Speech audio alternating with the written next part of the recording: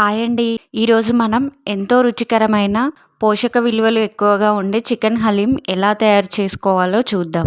ముందుగా హలీం కోసం అవసరమైన 2 స్పూన్ల కందిపప్పు, మినపప్పు, పెసరపప్పు, మైసూర్ పప్పు, గోధుమ రవ్వ మరియు 1 స్పూన్ బాస్మతి రైస్ని తీసుకొని నీట్గా వాష్ చేసుకొని ఒక 1 అవర్ నానబెట్టుకోవాలి. అలాగే పావు కిలో చికెన్ని శుభ్రంగా కడిగి పక్కన పెట్టుకోవాలి.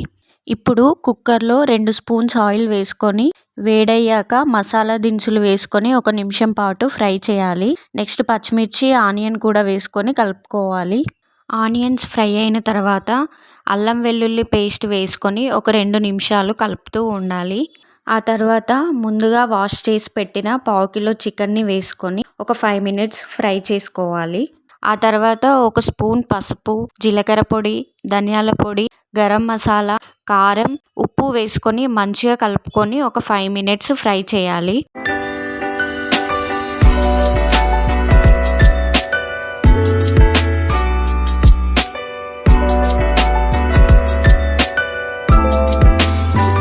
చికెన్ ఫ్రై అయ్యేలోపు ఒక బౌల్లో 3 గ్లాస్ ఆఫ్ వాటర్ వేసుకొని వేడి చేయాలి. ఇప్పుడు హాట్ వాటర్ కుక్కర్లో వేసుకొని ఒకసారి కలుపుకొని మూత పెట్టుకోవాలి. ఒక 7 to 8 విజిల్స్ వచ్చే వరకు చికెన్ని మెత్తగా ఉడికించుకోవాలి. విజిల్స్ వచ్చే గ్యాప్లో ముందుగా నానబెట్టిన పప్పులన్నింటినీ ఉడికించుకోవాలి. చల్లారిన తర్వాత మిక్సీలో వేసి మెత్తగా రుబ్బుకోవాలి. కుక్కర్ మూత తీసి పైన తేలుతున్న కొంచెం సూప్ని తీసి పక్కన పెట్టుకోవాలి.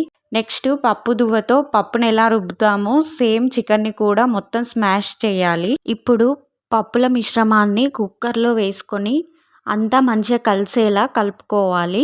ఇప్పుడు వేడి హలీంని బౌల్లో వేసి పైన ఫ్రై ఆనియన్స్, నెయ్యి, నిమ్మరసం, కొత్తిమీర, పుదీనా వేసుకొని సర్వ్ చేసుకొని ఆస్వాదించండి. Please subscribe. Thank you all.